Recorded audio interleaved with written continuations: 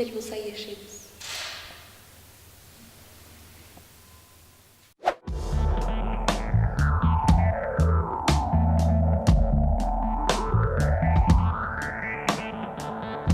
Менә мин соңгы арада ярты ел Европада яшәдем. Гастрольләр белән төрле илләрдә булдык.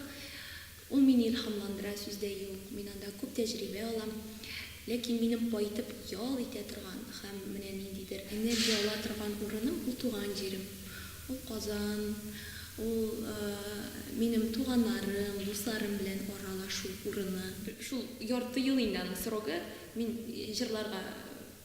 җырлый алам, мәсәлән, чит ил программасы. Ләкин миңа татарча җырлау бик кирәк. Ул барыбер ул таләп итә, организм таләп итә. Һәм шушы әсәрләрне кайтып җырлыйм да, ниндидер көч алам, тагын энергия алам, һәм тагын чыгып китәм. Ниндидер теләгем юк, мәсәлән, чит илгә китеп, балаларымның әбисен һәм бабасын күрмичә үсүләрен. Минем балаларым әбисен, бабасын күреп, алар белән аралашып, яшәүләрен телим. Бу минем теләгем, хыялым.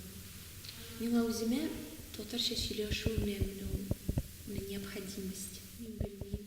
Мин үзем турында әйтәм.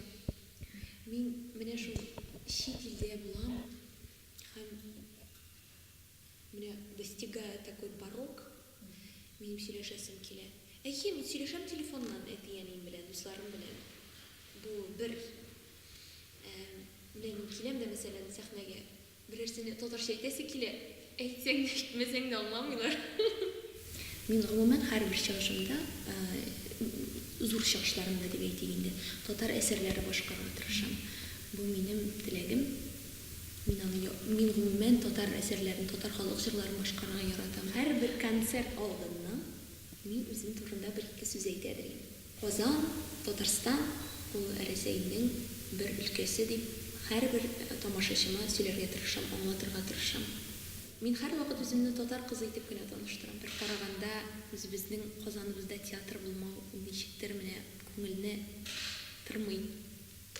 Әлбәттә, хыялланабыз, телибез, булуын яңа матур спектакльләр куербыз дип хыялланабыз. Татар информ 1990 елдан бирле татар һәм рус телләрендә яңалыклар әзерлибез.